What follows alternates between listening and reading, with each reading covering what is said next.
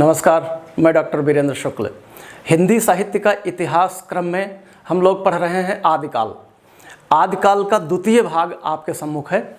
आप देखें कि हम लोग चर्चा कर रहे हैं कि आदिकाल में कितने तरह के साहित्य लिखे गए। तो तीसरे क्रम पर आता है नाथ साहित्य। इससे पहले हम अपभ्रंश साहित्य और सिद्ध साहित्य की चर्चा हम लोग कर चुके हैं। तो देखें, नाथ साहित्य सिद्धों की भोगवादी साधना की प्रतिक्रिया में नाथ पंथियों की हठ योग साधना बौद्धों की वज्रयान शाखा से विकसित हुई। षट चक्रों की कल्पना, कुंडलिनी जागरण, हठ योग आदि से ईश्वर प्राप्ति इन नाथ पंथियों का उद्देश्य था। इस नाथ पंथ के प्रवर्तक गुरु गोरखनाथ माने जाते हैं। इनके गुरु का नाम मत्स्येंद्र नाथ था, जिन्हें विष्णु शर्मा के नाम से भी जाना जाता है। और उनकी बहुत चर्चित पुस्तक है कौल ज्ञान निर्णय। ये पुस्तक है कौल ज्ञान निर्णय, जिसका संपादन श्री प्रबोध चंद्र वागजी के कर कमलों द्वारा हुआ है। और अपने गुरु का उद्धार गुरु गोरखनाथ ने किया था, ऐसा माना जाता है।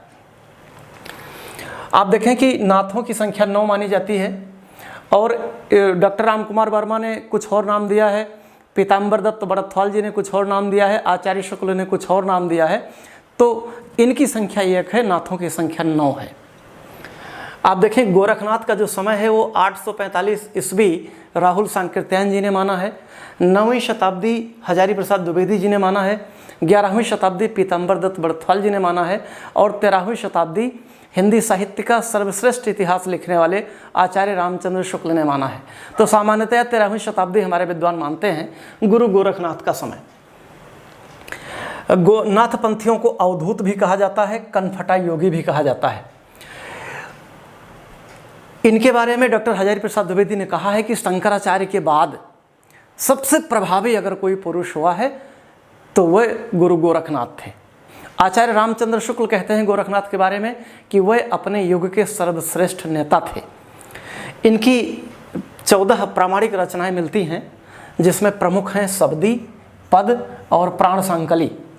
नाथ संप्रदाय पर जो सबसे ज़्यादा और प्रामाणिक काम किया है वो किया है डॉक्टर पीताम्बर दत्त बड़थवाल जी ने। उन्होंने 14 रचनाएं इनकी प्रामाणिक गुरु गोरखनाथ की बताई हैं। और इस नाथ पंथ का सबसे ज़्यादा प्रभाव पंजाब और राजस्थान में मिलता है। मिस्र बंधुओं ने तो उन्हें हिंदी गद्य का प्रथम लेखक कहा है। आगे बढ़ते हैं हम। नाथ संप्रदाय के बाद हम बात करते हैं चौथे नंबर पर, जो कि जैन संप्रदाय है। जैन धर्म का प्रचार करने के लिए जैन साधुओं ने काव्य रचना का सहारा लिया। तो 4 नंबर पर जैन साहित्य।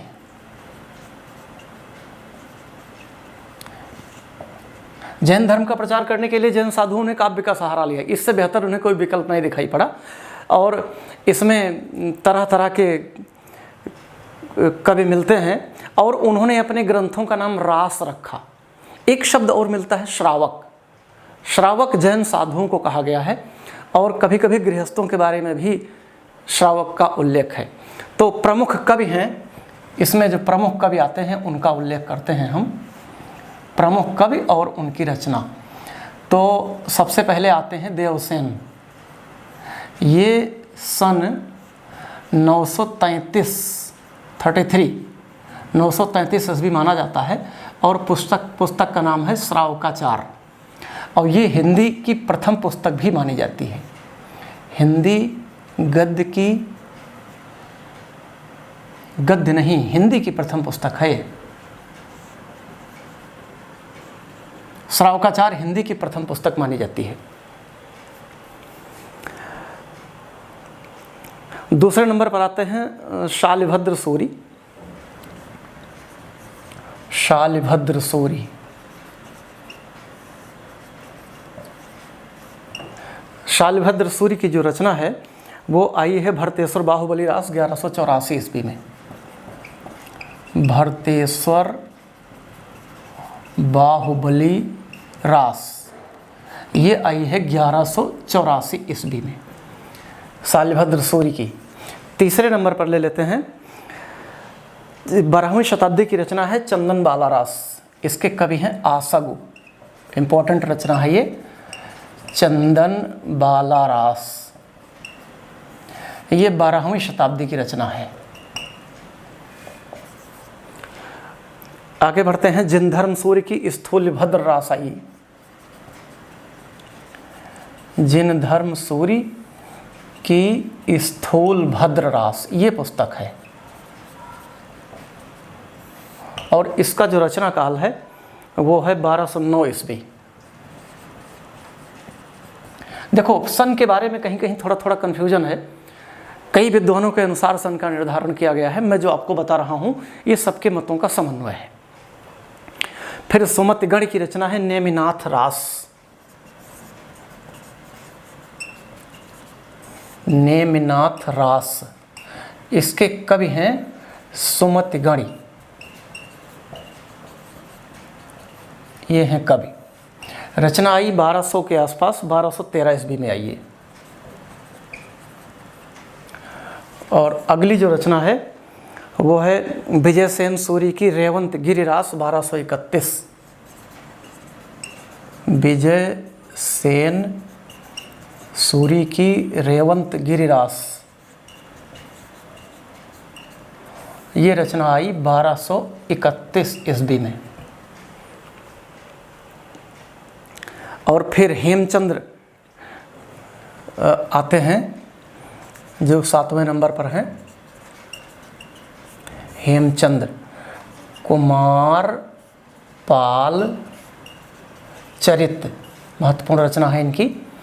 और हेम शब्दानुशासन, हेम शब्दानुशासन इनकी बहुत महत्वपूर्ण रचना है। और ये 12वीं शताब्दी के हैं, 12वीं शताब्दी की रचना है ये। और इन्हें प्राकृत का पाणिनि भी कहते हैं। इन्हें प्राकृत का पाणिनि कहा जाता है हेमचंद्र को। भल्ला हुआ जो मारिया वहिणी मारा कंत, बहुत चर्चित लाइन है, अक्सर प्रतियोगितात्मक परीक्षाओं में पूछी जाती है, जो हिंदी विषय के लिए होते हैं। भल्ला हुआ जे मारिया वहिणी मारा कंत, ये बहुत चर्चित रचना है, ये इनकी हेमचंद की है। फिर एक और रचना मिलती है मेरुतुंग की, ये प्रबंध चिंतामणि नाम से है। प्रबंध चिंतामणि, ये भी 12वीं शताब्दी की रचना मिलती है। और इसके अतिरिक्त प्रथम ऐतिहासिक रास ग्रंथ शालिभद्र सूरी का है पंच पांडव रचित रास। पंच पांडव रचित रास, ये है शालिभद्र सूरी का प्रथम ऐतिहासिक रास ग्रंथ है ये।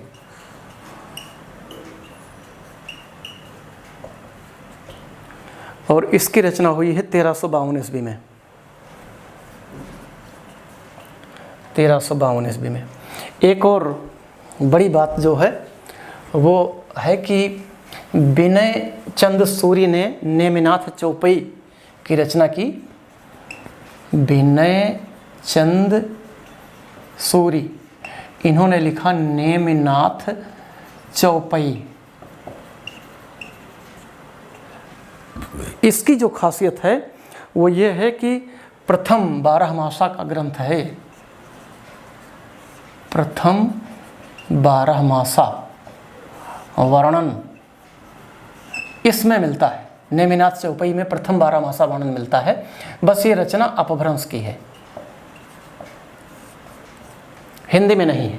हिंदी में जो प्रथम 12 मासा वर्णन है वो बीसल देव रासों में मिलता है, जो कि आगे हमारे अध्ययन का विषय है। तो इस तरह आपने देखा। आगे हम बढ़ते हैं, रासो ग्रंथों की तरफ बढ़ते हैं। तो प्रथम भाग में आपने देखा था अपभ्रंश और सिद्ध साहित्य, साथ साथ वीरगाथा काल की उत्पत्ति, उसकी विशेषताएं और ढेर सारी अच्छाइयाँ। अब हम आगे बढ़ते हैं, रासो साहित्य में पहुँचते हैं कि ये हमारा रासो साहित्य।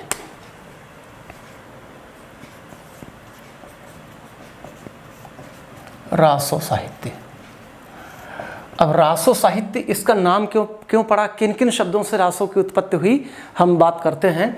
कि तासी मानते हैं, गारसादा तासी, कि इसका जन्म राजसूय से हुआ है।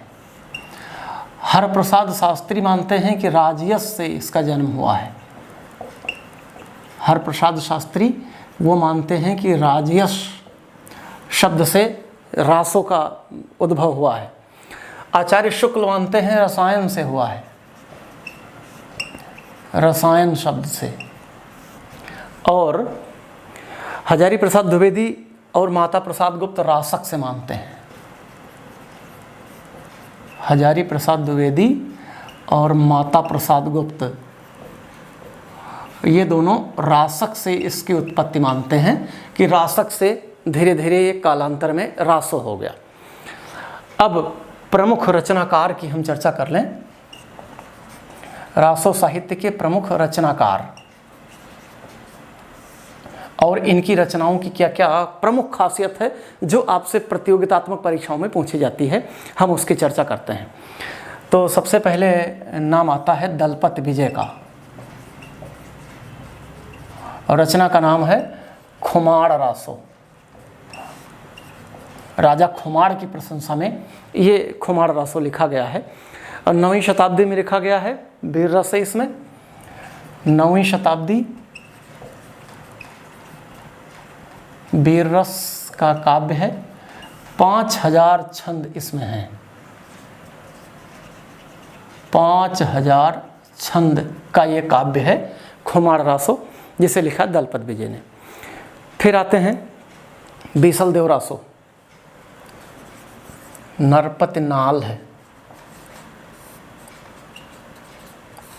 रचना का नाम है बीसल देव रासो, राजा बीसल देव का इसमें वर्णन किया गया है। बीसल देव रासो की रचना 1212 में हुई है और 128 छंद हैं इसमें। 1212 ईस्वी में रचा गया, 128 छंद हैं और इसके संपादक हैं माता प्रसाद गुप्त जी। ये संपादक भी पूछ लिया जाता है, इसलिए मैं इसका उल्लेख लगातार करता हुआ चल रहा हूँ। फिर रचना आती है, कवि आते हैं जगनिक, और जगनिक की परमाल रासो। ये बहुत चर्चित बड़ी सुंदर पुस्तक है। आल्हा जिसे कहते हैं, उत्तर प्रदेश का एक लोकगीत भी है आल्हा।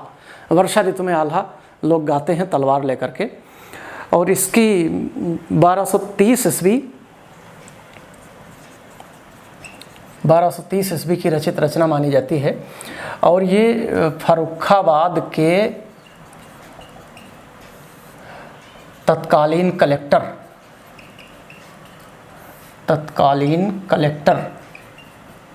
जिनका नाम था चार्ल्स इलियट,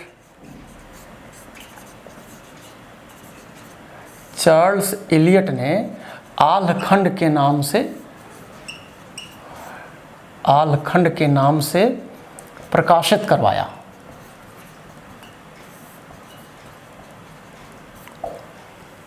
चार्ल्स इलियट ने इसका प्रकाशन करवाया था। और फिर श्याम सुंदर दास ने, फिर बाबू श्याम सुंदर दास ने नागरी प्रचारणी सभा से परमाल रासो नाम देकर, परमाल रासो नाम से प्रकाशित करा। इसके नायक हैं आल्हा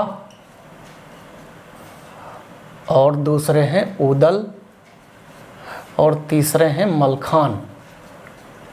आल्हा की पत्नी का नाम सोनमा मिलता है, उदल की पत्नी का नाम फुलवा मिलता है और मलखान की पत्नी का नाम गजमोतिन मिलता है। और ये तीनों महोबा के भी सरदार थे और इन्होंने, ऐसा माना जाता है कि 52 गढ़ को विजित कर लिया था अपनी छोटी सी सेना, और युद्ध की एक स्पेशल रणनीति के तहत ये सब युद्ध करते थे। बड़े बहादुर लोग थे। और अंत में दिल्ली नरेश पृथ्वीराज चौहान के साथ कई युद्ध हुआ, कई युद्धों में इन्होंने पृथ्वीराज चौहान को हराया, लेकिन अंत में उन्हीं के हाथों ये सब मारे गए थे। तो आप देखें कि ये जो जगनिक हैं, परमाल रासो, इनका बड़ा लोकप्रिय काव्य है। और फर्रुखाबाद के उस समय अंग्रेज कलेक्टर थे चार्ल्स इलियट। मौखिक परंपरा सुन सुनकर उन्हें बड़ा अच्छा लगा, तो उन्होंने इसका प्रकाशन करवाया आल्हखंड के नाम से। इलियट महोदय ने। फिर बाद में बाबू श्याम सुंदर दास ने नागरी प्रचारणी सभा से परमाल रासो नाम से इसे प्रकाशित करवाया, और यह आज भी बुंदेलखंड, पूर्वांचल आदि और अवध, बैसवाड़ा आदि गांवों में बड़े ही शान और शौकत के साथ गाया जाता है। जो आल्हा गाने वाले होते हैं उन्हें अल्हैत कहते हैं, और वो तलवार लेकर आल्हा गाते हैं, वीर रस का छंद है। आल्हा सुनकर के कायरों में भी प्राण का संचार हो जाता है। अगले जो कवि हैं वो हैं चंदवरदाई। 5 नंबर पर हम ले लेते हैं चंदवरदाई। इनकी जो पुस्तक है पृथ्वीराज रासो। पृथ्वीराज रासो का जो समय है वो है, ये 69 समय में इसे बांटा गया है। 69 समय मतलब खंड, 69 खंड में इसे बांटा गया है। वीर और श्रृंगार रस है, और डिंगल भाषा है,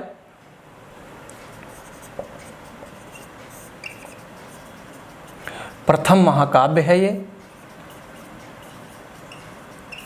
और इनके पुत्र जल्हड़ ने पूरा किया था। जल्हड़ ने पूर्ण किया था इसे। ये पृथ्वीराज रासो। और 68 प्रकार के छंद इसमें माने गए हैं। 68 प्रकार के छंद हैं, ये डॉक्टर नगेंद्र का कथन है। और आगे बढ़ते हैं। पृथ्वीराज रासो की और ढेर सारी खासियत है, क्योंकि पृथ्वीराज रासो बहुत महत्वपूर्ण पुस्तक है, और इससे संबंधित कई सामग्री, कई चीज़ें आपके कोर्स में पूछी जा सकती हैं। पृथ्वीराज रासो से संबंधित जो खास बातें हैं वो चंद छप्पयों के राजा हैं। छप्पई इनका बड़ा प्रिय छंद था। चंद छप्पयों के राजा हैं, ये कहा है शिव सिंह सेंगर ने। चंद छप्पयों के राजा हैं, ये शिव सिंह सेंगर का कथन है। और चंद छंदों के राजा हैं, चंद का मतलब चंदवरदाई। चंद छंदों के राजा हैं, ये कहा है नामवर सिंह ने, जो हिंदी के चर्चित आलोचक रहे। और छप्पे चंद का निजी छंद है। चंद का निजी छंद छप्पे है, ये कहा है विश्वनाथ त्रिपाठी ने। विश्वनाथ त्रिपाठी जी ने इसको कहा है।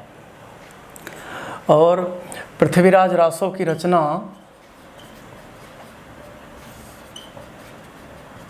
पृथ्वीराज रासो शुक शुकी संवाद के रूप में है, ये कहा है डॉक्टर हजारी प्रसाद द्विवेदी ने।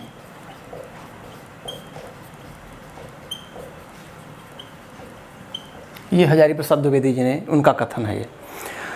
और पृथ्वीराज रासो सर्वाधिक विवादास्पद महाकाव्य है, ये कहा है डॉक्टर बच्चन सिंह ने।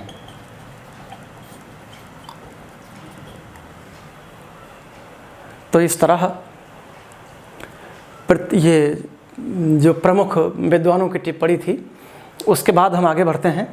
शारंगधर नंबर 5 नंबर पर आते हैं। शारंगधर, इनकी रचना का नाम हम्मीर रासो मिलता है। यद्यपि इसमें कई विद्वानों के मत हैं, लेकिन शारंगधर की हम्मीर रासो मिलती है। फिर 6 नंबर पर आते हैं नल सिंह। नल सिंह या नल है, ऐसे भी नाम इनका मिलता है, जिनकी पुस्तक है विजयपाल रासो। ये राजा हम्मीर की प्रशंसा में है, ये राजा विजयपाल की प्रशंसा में है। और 7वीं पुस्तक है केदार भट्ट की। केदार भट्ट की पुस्तक का नाम है जयचंद्र प्रकाश।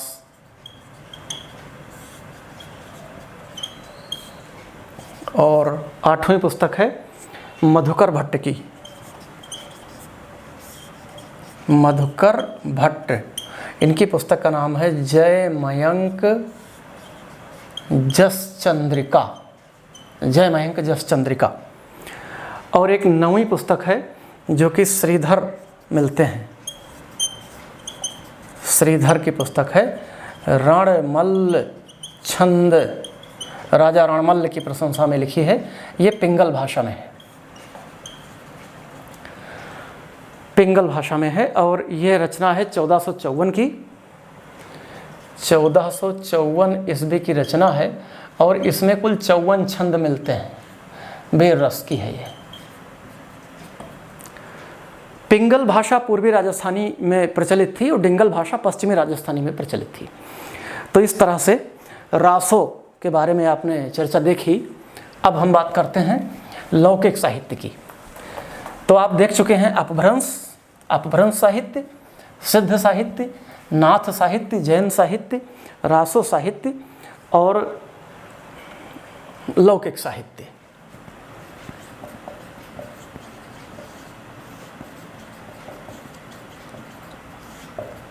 लौकिक साहित्य की प्रमुख पुस्तकों की हम चर्चा कर लेते हैं। ये जो सबसे बढ़िया पुस्तक है वो ढोला मारू रा दूहा, ढोला मारू रा दूहा, ये रचना है। और इसके जो रचनाकार हैं वो कल्लोल और कुशल राय वाचक, कुशल राय वाचक, कुछ लोग कुशल लाभ भी कहते हैं। असल में कुशल राय वाचक ने चौपाइयाँ इसमें जोड़ी हैं, चौपाइयाँ जोड़ी हैं बाद में। और कल्लोल ने दोहा में लिखा है, ढोला मारूरा दोहा। राजकुमार इसका नायक है ढोला और नायिका है मारवड़ी नाम की नायिका है और नायक ढोला। राजा नल के पुत्र, कछवाहा राजा नल के पुत्र ढोला और मारवड़ी नाम की नायिका की विरह वियोग और मिलन की कथा का वर्णन इसमें किया गया है। कल्लोल कवि प्राचीन काल के मिलते हैं। बाद में 13वीं शताब्दी में कुशल राय वाचक ने कुछ चौपाइयाँ जोड़कर इसका विस्तार कर दिया है, ये बात मिलती है। और इसका संपादन सूर्य किरण पारीक और नरोत्तम स्वामी ने किया था 1934 में। संपादक सूर्य किरण पारीक और नरोत्तम स्वामी। ये ग्रंथ आया था 1934 में, इसका संपादन हुआ है। लिखा तो बहुत पहले गया था, ये 13वीं शताब्दी में लिखा गया है, 13वीं शताब्दी। और संपादन इसका हुआ है, पांडुलिपियाँ पड़ी थी राजस्थान में। तो ये सूर्य किरण पारीक और नरोत्तम स्वामी दो विद्वान थे। इन्होंने नागरी प्रचारणी सभा से इसका प्रकाशन किया, नागरी प्रचारणी सभा से इसका प्रकाशन हुआ। और दूसरी पुस्तक है बसंत विलास।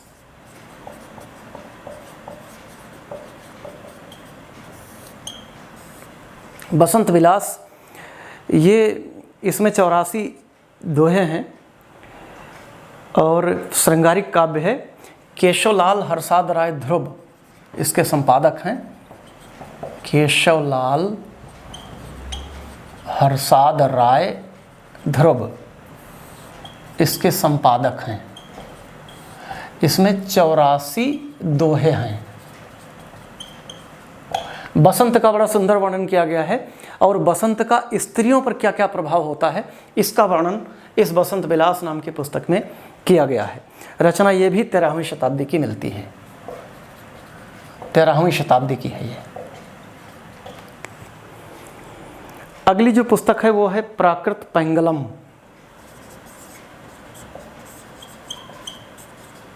प्राकृत पैंगलम, इसके जो संकलन करता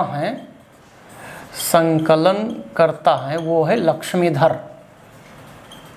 लक्ष्मीधर जी ने इसका संकलन किया था और इसमें जज्जल, शारंगधर और बब्बर की रचनाएं हैं। की रचनाएं हैं। अंतिम 5 जो छंद हैं वो बब्बर के हैं। अगली जो पुस्तक है वो गाथा सप्तशती है। ये हाल की रचना मानी जाती है। और एक और रचना हम इसमें सम्मिलित कर लेते हैं, वो प्राकृत प्रकाश है जो वररुचि की है। वररुचि, ये जो प्राकृत के वैयाकरण थे, तो इस तरह लौकिक साहित्य इतना मिलता है। आगे बढ़ते हैं।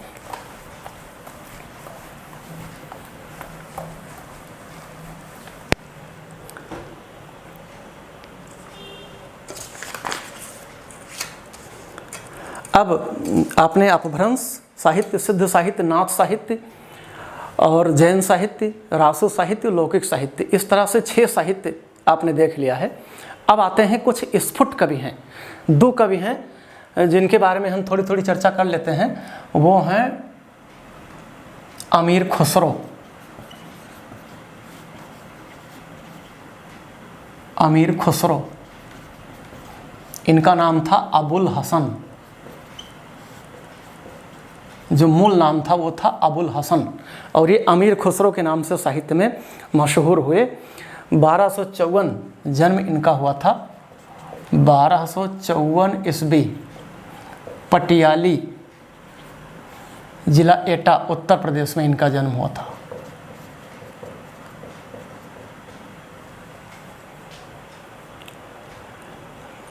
इनके पिता का नाम था सैफुद्दीन तुर्क।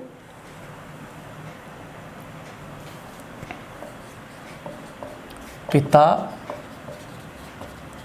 सैफुद्दीन तुर्क, और चिश्तिया संप्रदाय में ये दीक्षित थे।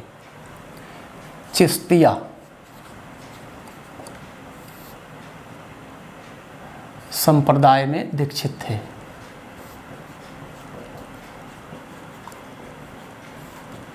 इन्होंने 11 बादशाहों का शासन देखा है। 11 सुल्तानों का शासन देखा है अमीर खुसरो ने, और इनकी मृत्यु 1325 ईस्वी में हुई थी। 1325 ईस्वी में। इनकी जो रचना है वो है खालिक बारी। ये उर्दू, ये हिंदी और फारसी का कोश ग्रंथ है। कोश ग्रंथ है। यही इनकी मशहूर रचना है खालिक बारी। बाकी पहेलियाँ, मुकरियाँ, गज़ल, 2 सुखने इन्होंने लिखा है। पहेलियाँ, मुकरियाँ, 2 सुखने इन्होंने लिखा है। पहेली लिखी इन्होंने, एक थाल मोती से भरा, सबके सिर पर औंधा धरा, चारों ओर वह थाली फिरे, मोती उससे एक ना गिरे। ये इनकी ये पहेली है। मुकरियाँ भी इन्होंने कई लिखी हैं, और 2 सखुने लिखे हैं। विद्या भूली क्यों, रोटी जली क्यों, घोड़ा अड़ा क्यों, पान सड़ा क्यों, उत्तर एक ही है, फेरा ना था। तो इसे 2 सखुने कहते हैं। और मुकरियाँ भी इन्होंने छोटी छोटी लिखी हैं। तो ये इनकी प्रमुख जो पुस्तक है वो है खालिक बारी। और ये निजामुद्दीन औलिया के शिष्य थे। निजामुद्दीन औलिया मोइनुद्दीन चिश्ती के ये शिष्य थे। और उनकी मृत्यु पर उन्होंने 2 दोहा लिखा था कि सजन सकारे जाएंगे, नैन मरेंगे रोए, विधिना ऐसी रैन कर भोर कभी ना होए। सजन सकारे जाएंगे, नैन मरेंगे रोए, विधिना ऐसी रैन कर भोर कभी ना होए। ईश्वर से प्रार्थना करते हैं। और दूसरा है कि गोरी सोवे सेज पर, सिर पर डाले केस, चल खुसरो घर आपने रैन भई चहुदेस। उनकी मृत्यु पर लिखा गया है, ऐसा माना जाता है। ये कवि भी थे, संगीतकार थे, कव्वाली के जन्मदाता माने जाते हैं। ये कव्वाली के जन्मदाता माने जाते हैं। अगले कवि हैं विद्यापति। विद्यापति को देखें, ये बहुत महत्वपूर्ण है आपकी परीक्षा की दृष्टि से। विद्यापति से एक प्रश्न मान के चलिए कि पूछा जरूर जाता है। देखें, विद्यापति का जन्म सन 1350 ईस्वी में हुआ था और मृत्यु सन 1450 ईस्वी में मानी जाती है। इनके पिता का नाम गणपति ठाकुर था। दरभंगा बिहार में इनका जन्म हुआ था। इनके गांव का नाम बिस्पी था और ये तिरहुत के राजा शिव सिंह और कीर्ति सिंह के आश्रित रहे। राजा शिव सिंह की रानी का नाम लखिमा देवी था। जब आप विद्यापति की पदावली पढ़ेंगे जो कि मैथिली भाषा में है, तो उन्होंने अधिकतर पदों को राजा शिव सिंह और रानी लखिमा देवी को समर्पित किया है। ये शैव संप्रदाय से संबंधित थे। इनके गुरु पंडित हरि मिश्र थे। इनकी प्रमुख रचनाएं देख लीजिए, कीर्तिलता और कीर्ति पताका, ये दोनों अवहट्ट में हैं, काव्य है। इनके बीच में कहीं कहीं एक एक लाइन में गद्य का भी प्रयोग किया गया है। ये अवहट्ट में है। जैसा कि आप जानते हैं कि अपभ्रंश की अंतिम उत्तर अवस्था को अवहट्ट कहा गया है। ये डॉक्टर भोला शंकर व्यास ने उसका नामकरण किया है, अवहट्ट। आगे देखें, पदावली इन्होंने एक पुस्तक लिखी है जो कि मैथिली भाषा में है, मैथिली में है, और ये कीर्तिलता कीर्ति पताका अवहट्ट में है। इसके अतिरिक्त इनकी 12-13 रचनाएं मानी जाती हैं, लेकिन संस्कृत भाषा में इन्होंने जो लिखा है वो भू परिक्रमा, पुरुष परीक्षा और दुर्गा भक्ति तरंगड़ी, ये 3 प्रमुख रचनाएं हैं जो कि संस्कृत भाषा में हैं। और हिंदी में जो कि मैथिली बोली में है वो पदावली है, और अवहट्ट में कीर्तिलता और कीर्ति पताका है। आगे देखें, इन्हें जो उपाधि दी गई वो मैथिल कोकिल, अभिनव जयदेव, नव कवि, कवि शेखर, कवि कंठहार, ये प्रमुख उपाधियां हैं जो कि विभिन्न राजाओं के द्वारा इन्हें उपाधियां दी गई हैं और विद्वानों के द्वारा। अब प्रमुख पंक्तियां जो पूछी गई हैं, किसी न किसी परीक्षा में ये पंक्तियां आई हैं। मैं आपका परिचय इन पंक्तियों से कराता हूँ। माधव हम परिणाम निराशा, ये विद्यापति की पंक्ति है। देसिल बैना सब जन मिठा, ये इनकी प्रमुख पंक्ति है। सरस बसंत समय भल पावली, बहुत अच्छी पंक्ति है। और खने खने कैन नयन कौन अनुसरई, ये सब अलग अलग पंक्तियां हैं, अलग अलग काव्यों कविताओं की। ये माधव हम परिणाम निराशा पूरा पद है। देसिल बैना सब जन मिठा, खने खने नयन कौन अनुसरई, ये सब अपने अपने कविताओं की चर्चित पंक्तियां हैं। इन्हें अपरूप का कवि कहा जाता है। ये अपरूप भी अपरूप रूप इनकी कविताओं में आया है। अपरूप रूप मतलब दिव्य रूप की बात करते हैं वो। तो इन्हें अपरूप का कवि कहा है डॉक्टर बच्चन सिंह ने। और ये कृष्ण काव्य परंपरा के हिंदी में प्रवर्तक माने जाते हैं। इन्होंने ही कृष्ण काव्य परंपरा की शुरुआत हिंदी में की है। तो इस तरह विद्यापति के बारे में आपने कुछ चीज़ें जानी। आगे बढ़ते हैं। अब हम काव्य, तो हमारा आदिकालीन काव्य पे हमारी पूरी चर्चा पूरी हो गई। अब हम बात करते हैं कि आदिकाल में गद्य क्या क्या लिखा गया। जैसा कि आप जानते हैं कि गद्य का जो वास्तविक लेखन है वो तो आधुनिक काल में हुआ, आचार्य शुक्ल ने जिसे गद्य काल कहा है, लेकिन गद्य हमेशा से आदिकाल से ही चल रहा है थोड़ी बहुत। तो आइए हम देखते हैं कि आदिकालीन गद्य में क्या क्या हुआ है। आदिकालीन गद्य का स्वरूप क्या था आदिकाल में, इससे एक आध प्रश्न पूछे जा सकते हैं। तो जो प्रमुख पुस्तकें मिलती हैं वो नंबर 1 पुस्तक मिलती है कुवलय माला कथा।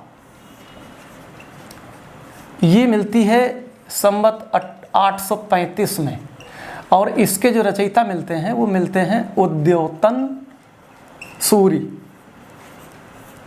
अपभ्रंश में स्थित ये रचना है कुवलय माला कथा, संवत 835 में, और उद्योतन सूरी की रचना मिलती है। दूसरी जो रचना मिलती है वो बहुत महत्वपूर्ण है और उसका नाम है राउल बेली। ये 10वीं शताब्दी की रचना है। 10वीं शताब्दी की रचना है।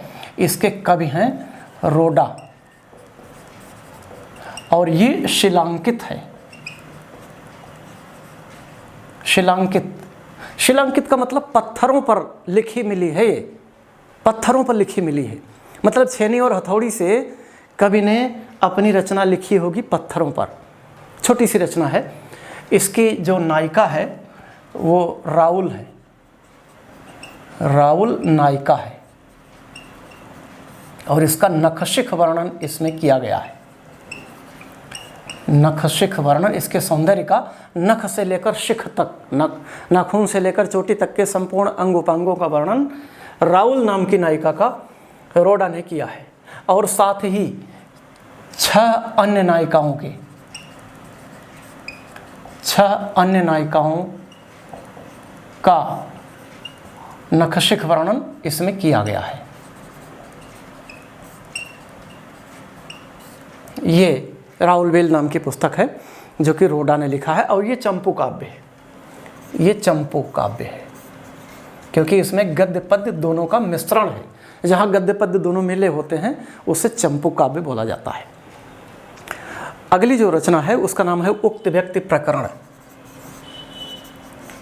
उक्ति व्यक्ति प्रकरण, ये महत्वपूर्ण रचना है।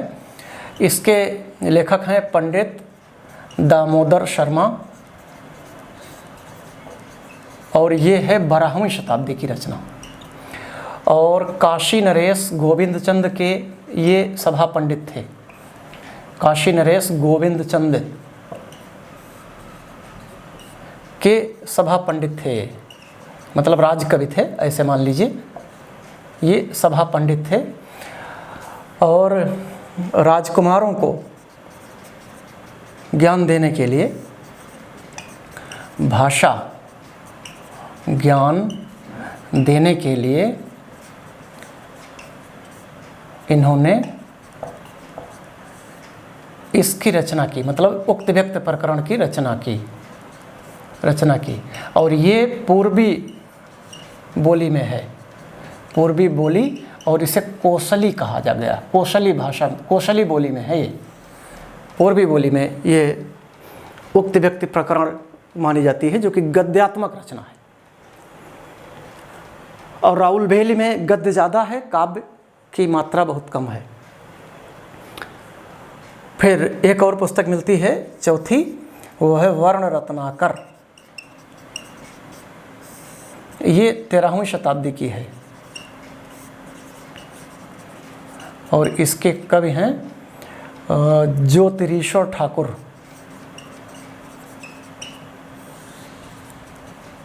ज्योतिरीश्वर ठाकुर, ये कोश ग्रंथ है। तो इस तरह ये आदिकालीन प्रमुख गद्य है, जो कि कुवलयमाला कथा, राउल बेली, उक्त व्यक्ति प्रकरण और वर्ण रत्नाकर, ये 4 प्रमुख पुस्तकें मिलती हैं आदिकालीन गद्य में। अब हम चर्चा कर लेते हैं कि आदिकाल के प्रथम कवि किन किन विद्वानों ने किसे किसे माना है। इसमें भी थोड़ा बहुत मतभेद मिलता है, तो किन विद्वानों ने किसे माना है इसकी हम चर्चा कर लेते हैं। आदिकाल का प्रथम कवि, अब सबसे पहले पुष्य या पुंड नाम का कवि मिलता है। ये है 7वीं शताब्दी का, और इसे माना है शिव सिंह सेंगर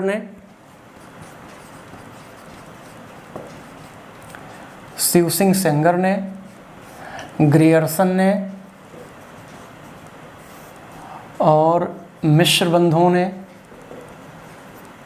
3 महत्वपूर्ण नाम आते हैं, शिव सिंह सेंगर, ग्रियर्सन और मिश्र बंधुओं ने प्रथम कवि माना है। और ये हैं 7वीं शताब्दी की। दूसरी जो मान्यता है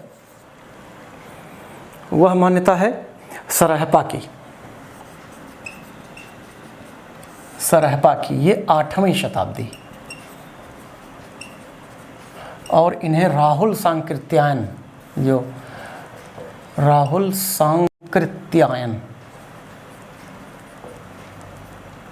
राहुल जी ने आदिकालीन काव्यों पे बहुत काम किया है। तो वो सरहपा को, जो कि 8वीं सदी के हैं, वो राहुल सांकृत्यायन जी मानते हैं कि ये हिंदी के प्रथम कवि हैं। और अधिकतर आलोचक और हिंदी साहित्य इतिहास लेखक राहुल जी की बात से करीब करीब सहमत होते से दिखाई पड़ते हैं। फिर एक स्वयंभू भी नाम आता है। स्वयंभू, जो कि अपभ्रंश के प्रथम कवि माने जाते हैं, ये भी 8वीं शताब्दी के हैं। और इन्हें माना है डॉक्टर रामकुमार वर्मा ने।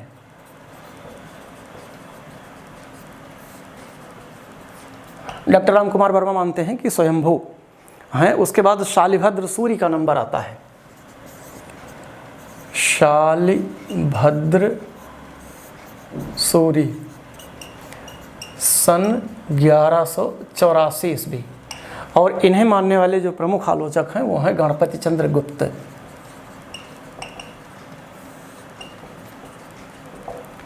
फिर एक और पांचवा नाम ले लेते हैं, अब्दुल रहमान। अब्दुल रहमान जिन्हें अद्दहमाण भी कहा जाता है, ये 13वीं शताब्दी के हैं और इन्हें माना है डॉक्टर हजारी प्रसाद द्विवेदी ने।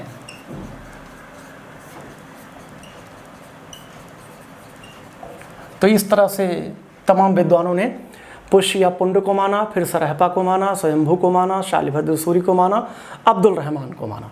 और जो सर्वमान्य मान्यता प्राप्त हैं वो सरहपा हैं। 8वीं शताब्दी के अधिकतर विद्वान उनके नाम से सहमत हैं। नाद न बिंदु न रवि न शशि मंडल, चिर आओ सहाबे मुकल। तो अपभ्रंश के बीच में भी हिंदी के शब्द फूटते हुए से दिखाई देते हैं। नाद न बिंदु न रवि न शशि मंडल, साफ साफ हिंदी की कविता है। चिराव सहाबे मुकल, थोड़ी सी उन्होंने अपभ्रंश मिक्स की, लेकिन सरहपाद के नाम पर अधिकतर विद्वान और आलोचक सहमत हैं कि ये हिंदी के प्रथम कवि हो सकते हैं। तो एक दो बातें और रह गई हैं कि भोला शंकर व्यास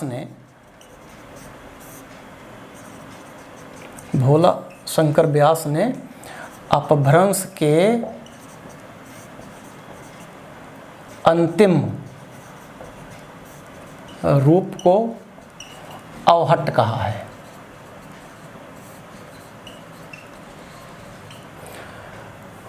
भोला शंकर व्यास ने अपभ्रंश के अंतिम रूप को अवहट्ट कहा है और हिंदी में